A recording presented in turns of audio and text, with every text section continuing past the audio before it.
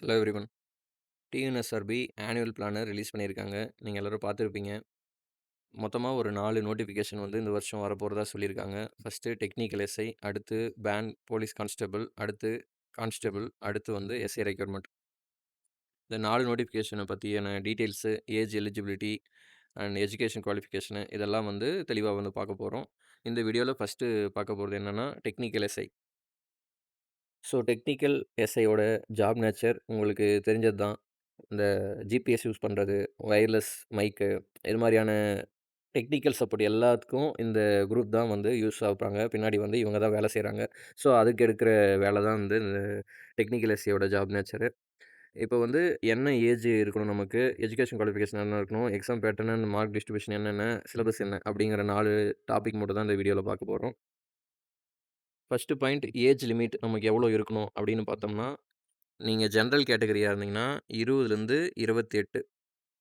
இது வந்து 2018ல வந்த நோட்டிஃபிகேஷன்ல வந்து இப்படி குடுத்துருந்தாங்க. ஆனா, அதுக்கப்புறமா கொரோனா வந்ததுனால 2 வருஷம் ரிலாக்சேஷன் எல்லாருக்கும் வந்து குடுத்துருந்தாங்க. அதனால +2 30 வயசு வரையிலும் நீங்க எழுதலாம். ஜெனரல் கேட்டகரியா இருந்தீங்கன்னா.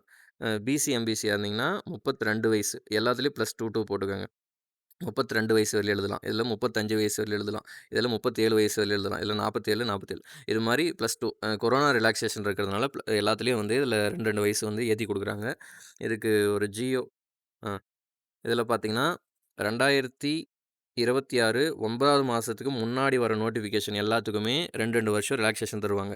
அதுக்கப்புறம் வர நோட்டிஃபிகேஷன் வந்து ரிலாக்சேஷன் கிடையாது. இப்ப இதே டெக்னிக்கல் எஸ்ஐ இந்த நவம்பர் 9வது மாசத்துக்கு மேல போயிடுச்சுங்கன்னா, சப்போஸ் வந்து ஏதோ பிரச்சனைல 9வது மாசம் செப்டம்பர் ரேஞ்சுக்கு தாண்டிடுச்சுன்னா, ரிலாக்சேஷன் கிடையாது. அதுக்கு முன்னாடி வர நோட்டிஃபிகேஷன் எல்லாத்துக்குமே ரிலாக்சேஷன் உண்டு. இப்ப தாலுக் எஸ்ஐ நவம்பர்ல வரதா சொல்லியிருக்காங்க. அப்டின்னா, அதுக்கு வந்து ரிலாக்சேஷன் கிடையாது. ஸோ, அதுக்கு வந்து பார்த்தீங்கன்னா, 28 வயசு பிசியா இருந்தீங்கன்னா, பிசி, எம்பிசியா இருந்தீங்கன்னா 30 வயசு வரையும் தான் வந்து எழுத முடியும். ஸோ, அதனால இந்த கொரோனா ரிலாக்சேஷன் இப்போ வர டெக்னிக்கல் எஸ்ஐ முன்னாடியே வந்துருச்சுன்னா, இது வந்து பொருந்தும். நீங்க வந்து ஜெனரல் கேட்டகரிக்கு 30 வயசு வரையும் எழுதலாம். பிசி, எம்பிசினா 32, எஸ்சி, எஸ்டியா இருந்தா 34 அது மாரி வந்து 2, 2 வயசு சேர்த்திக்கங்க. அடுத்ததா நம்மளோட எஜுகேஷன் குவாலிஃபிகேஷன் என்ன இருக்கணும் அப்படின்னு பார்த்தோம்னா, இது 2018ல வந்த அறிவிக்கையில வந்து என்ன குடுத்துருந்தாங்கன்னா, 2ண்ட் கிளாஸ் டிப்ளமோல நீங்க 2ண்ட் கிளாஸ் எடுத்திருந்தாலே போதுமானது. இசிஇ முடிச்சிருந்திருக்கணும். அல்லது பிஇ, பிடெக்கு இசிஇ வந்து முடிச்சிருந்திருக்கணும். இத வந்து சொல்லியிருந்தாங்க. அடுத்ததா இப்ப ரீசென்ட்டா அமெண்ட்மென்ட் பண்ணாங்க. அதுல வந்து என்ன சேர்த்திருந்தாங்கன்னா, இசிஇ மட்டும் இல்ல, சிஎஸ் படிச்சிருந்தாலோ, ஐடி படிச்சிருந்தாலோ, ஏஐ படிச்சிருந்தாலோ, டேட்டா சயன்ஸ் படிச்சிருந்தாலோ, எம்ஏ டெக் முடிச்சிருந்தாலோ, இந்த மாரி எல்லா அ கொஞ்சம் குவாலிஃபிகேஷன்ஸ் எல்லாம் வந்து சேர்த்தி வந்து அமெண்ட்மென்ட் பண்ணாங்க. ஸோ, இதில நீங்க வந்து பிஇ, பிடெக்ல நீங்க இந்த கோர்ஸ்லாம் வந்து முடிச்சிருந்தீங்கனாவே, இதில ஏதாவது ஒண்ணு முடிச்சிருந்தீங்கனாவே, நீங்க வந்து இதுக்கு எலிஜிபிள். அடுத்தது எக்ஸாம் பேட்டர்ன் எப்படி இருக்கும் அப்படின்னு பார்த்தோம்னா, இது 2018 உடைய பேட்டர்ன். இதில வந்து மொத்தமா வந்து 80 மார்க் இருக்கும். அதாவது ஒரு கொஸ்டினுக்கு வந்து 1/2 மார்க். அப்பன்னா இன்டூ 2 போட்டிங்கன்னா, உங்களுக்கு மொத்தமா ஒரு 160 கொஸ்டின் 160 கொஸ்டினு 80 மார்க் அப்படி வந்து வரும். இதில வந்து ஜிகேல வந்து பார்த்தீங்கன்னா, 30 மார்க்கும், டெக்னிக்கல் சப்ஜெக்ட்ல வந்து 50 மார்க்கும் வந்து கேட்டிருந்தாங்க.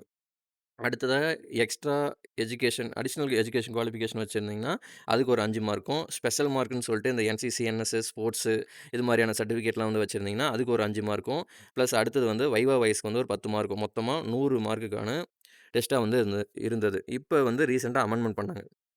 இதில வந்து என்ன பண்ணாங்க, சேஞ்சஸ் கொண்டு வந்தாங்கன்னா, இந்த 80 மார்க்குக்கு பதிலா இதில வந்து 85 அப்படின்னு வந்து சேர்த்திட்டாங்க. இந்த அடிஷனல் எஜுகேஷன் குவாலிஃபிகேஷன வந்து தூக்கிட்டாங்க. ஸோ, அதனால உங்களுக்கு ரிட்டன் டெஸ்ட்டு 85 மார்க்குக்கு நடக்கப்போது. அதில ஜிகே வந்து 30 மார்க்கும், டெக்னிக்கல் வந்து 55 மார்க்குக்கும் நடக்கப்போது. அதாவது மொத்தமா 170 கொஸ்டினுக்கு வந்து எழுத போறீங்க. அடுத்தது ஸ்பெஷல் மார்க்ஸ் இந்த என்சிசி, என்எஸ்எஸ் அதெல்லாம் வந்து ஒரு 5 மார்க்கும், அடுத்து வைவா வாய்ஸ் ஒரு 10 மார்க். மொத்தமா ஒரு 100 மார்க்குக்காண்டி நீங்க வந்து இது போட்டி போட போறீங்க. அடுத்தது சிலபஸ் பேட்டர்ன் என்ன இருக்குன்னு பார்த்தோம்னா, இதுவும் 2018ல வந்து என்ன சிலபஸ் குடுத்தாங்களோ, அத தான் இங்க மென்ஷன் பண்ணியிருக்கேன். இப்ப மறுபடியும் ஏதாவது அவங்க அப்டேட் பண்றாங்களா என்னன்னு பொறுத்து தான் பார்க்கணும்.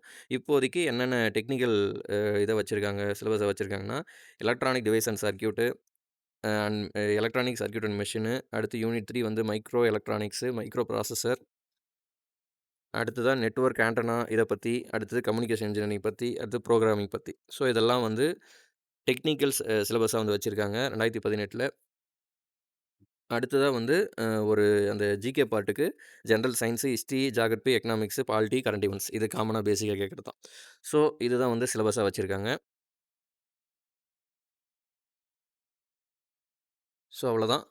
இந்த 4 எலிஜிபிலிட்டியும் பார்த்துக்கங்க. இதற்குள்ள நீங்க இருந்தீங்கன்னா, தாராளமா வந்து டெஸ்ட் பேட்ச் போட்டு படிக்க ஆரம்பிங்க. அடுத்ததா வர பேண்ட் போலீஸ் கான்ஸ்டபிள், அடுத்து எ அ கான்ஸ்டபிளுக்கு அண்ட் எஸ்ஐக்கு வந்து எவ்வளோ எவ்வளோ ஏஜ் லிமிட்டு, என்ன டீட்டெயில்ஸுங்கிறது வந்து அடுத்த வீடியோல பார்ப்போம். Thank you.